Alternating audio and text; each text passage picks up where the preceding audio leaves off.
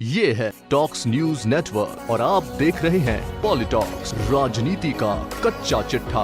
हरियाणा और महाराष्ट्र विधानसभा चुनाव से पहले माना जा रहा था कि दोनों राज्यों में भाजपा क्लीन स्वीप करेगी, लेकिन हुआ उल्टा। कांग्रेस ने ऐसी पलटी मारी कि भाजपा को बहुमत के लाले पड़ गए। खुद कांग्रेस आलाकमान को भी इस बात का अंदाजा नहीं था कि ऐसा कुछ भी हो सकता है। दरअसल हरियाणा और महाराष्ट्र में कांग्रेस के स्टार प्रचारकों की गैर मौजूदगी के बावजूद स्थानीय नेताओं ने जनता के सामने केवल लोकल मुद्दों को उठाया और भुनाया। उन्होंने अपने चुनावी भाषण में केवल और केवल लोकल इश्यूज को सामने रखा और परिणाम आज सबके सामने है। एक समय मृत प्राय हो चुकी कांग्रेस ने दोनों राज्यों में भाजपा की हालत पतली कर दी। अब इसी रणनीति को अरविंद केजरीवाल आगामी दिल्ली विधानसभा चुनावों में अपनाने की तैयारी में हैं और केजरीवाल ने इसकी शुरुआत भी कर दी है। जैसा कि हरियाणा महाराष्ट्र विधानसभा चुनावों में देखा गया, नरेंद्र मोदी, अमित शाह, राजनाथ सिंह, नितिन गडकरी सहित अन्य सभी भाजपा नेताओं ने राष्ट्रीय मुद्दों को लेकर चुनावी सभाएं की।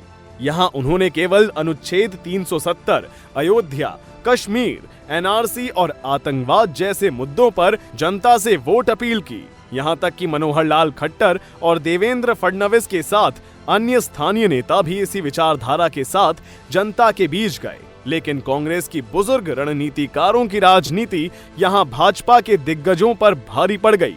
हरियाणा के पूर्व मुख्यमंत्री और दिग्गज कांग्रेसी नेता भूपेंद्र सिंह हुड्डा और महाराष्ट्र के पूर्व मुख्यमंत्री एवं एनसीपी प्रमुख शरद पवार राष्ट्रीय नहीं बल्कि पानी, नौकरी, सड़क, प्रदेश का विकास और अन्य स्थानीय मुद्दों पर जनता से वोट अपील करते नजर आए।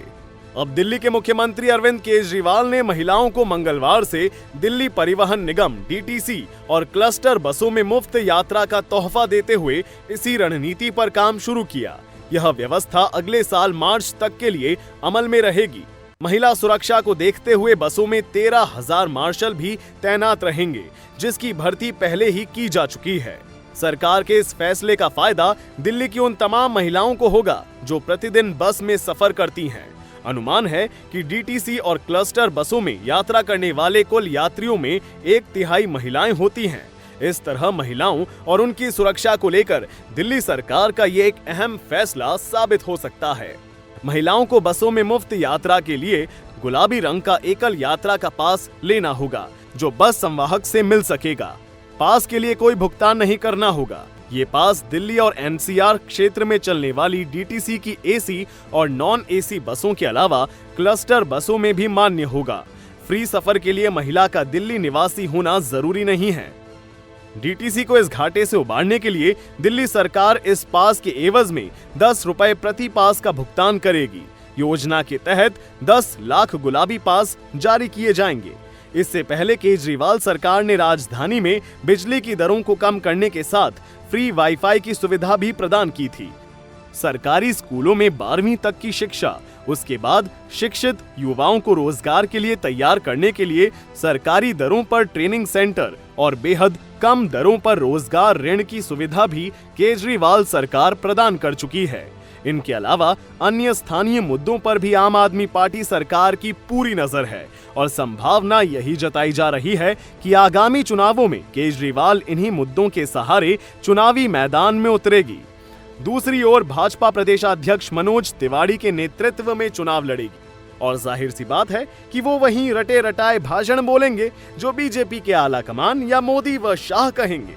मोदी शाह की जोड़ी पिछले कुछ चुनाव केवल नेशनल इश्यूज पर ही लड़ते आई है और जिनमें उन्हें कामयाबी भी मिली।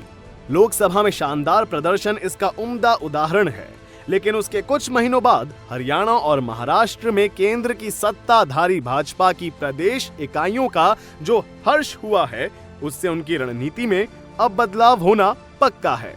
राजधानी दिल्ली में पिछले 4.5 सालों में केजरीवाल सरकार के समय जो कुछ भी हुआ, उससे स्थानीय जनता खुश दिखाई दे रही है। यहाँ तक कि उनके विवादित ऑड इवन सिस्टम को भी कई लोगों की सराहना मिली, लेकिन विपक्ष के दबाव के चलते वो कामयाब न हो सका।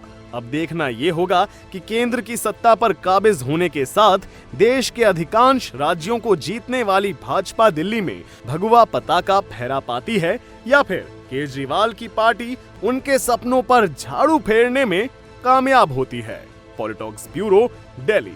ये है टॉक्स न्यूज नेटवर्क और आप देख रहे हैं पॉलिटॉक्स, राजनीति का कच्चा चिट्ठा।